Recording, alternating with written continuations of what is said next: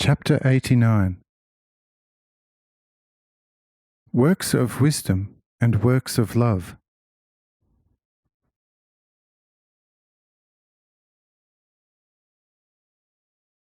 Then Adam rose, clasped his hands, lifted his eyes towards heaven and his heart to me, and said, deeply moved and with an exalted heart, O Father, great, holy Father, O you eternal love, how shall I thank you? We did not exist.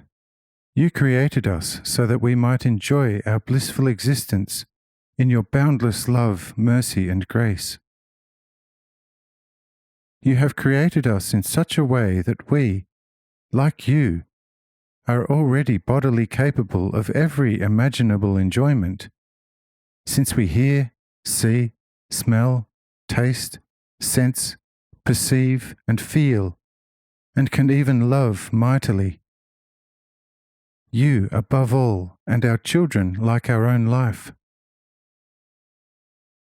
We can walk, stand, lie, sit, and move at will, bend all our limbs and turn our head and eyes to all sides.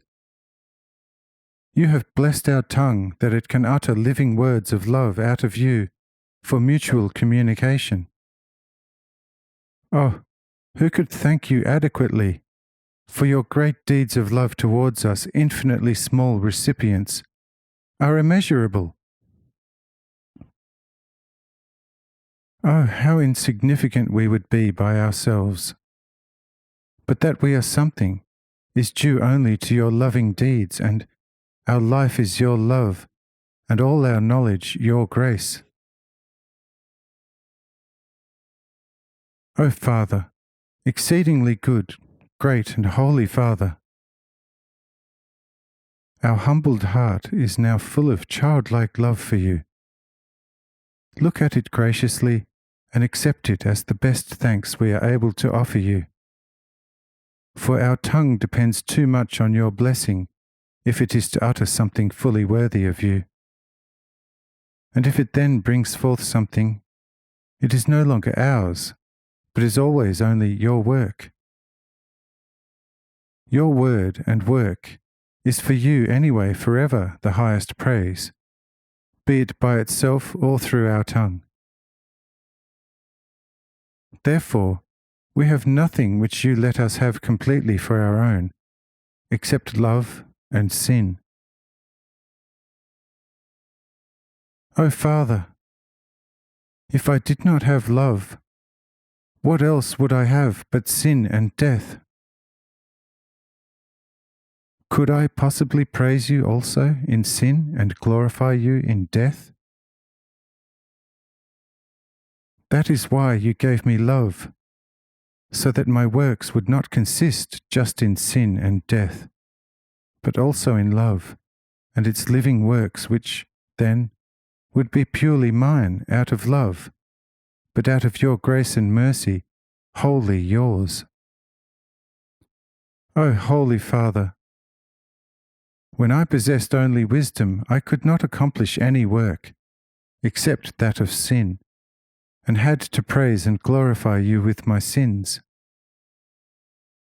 At that time you received the impure praise, as if it had been a pure one out of your love, and thereby also mine, whilst it was only an impure work of sin.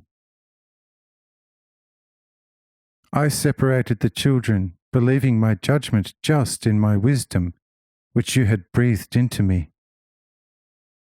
And since I was convinced that the wisdom was mine, my action was a sin. And so I praised you in my sin, and this would have destroyed me. But now you gave me love, and not more wisdom than love can absorb, so that I may no longer scatter, but gather. In the scattering dwells death, and only in the gathering life. Therefore, let me now once more gather, in and through love, all those whom I have scattered through the wrongly applied wisdom. I thank you, praise and glorify you, Holy Father, for having given us Enoch and the stranger to blind us first in the wisdom, so that we then, in the gathering darkness, became capable of absorbing the fire of love out of you. Only therein is life active through concentration, whereas in wisdom there is death from sin through scattering. Oh, let this fire become a mighty blaze within us, to consume all our folly and our bad works.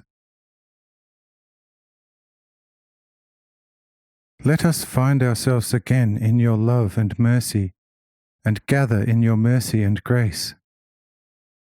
And let us tomorrow, on your holy Sabbath, celebrate a new festival of love, at which we hope to offer you, O Holy Father, a more pleasing service of thanks and praise, with all our love, than formerly with our imagined wisdom and unfair justice.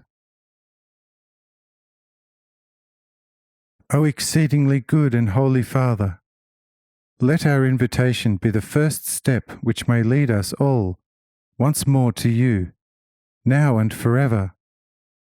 Amen. And you, Enoch, Asmahel, Seth, and Kenan, go to the children and awaken them in the true love and true freedom. Invite them to the gathering of life tomorrow, and do to them what love will bid you. But whatever you do it in the name of Jehovah, now and forever. Amen.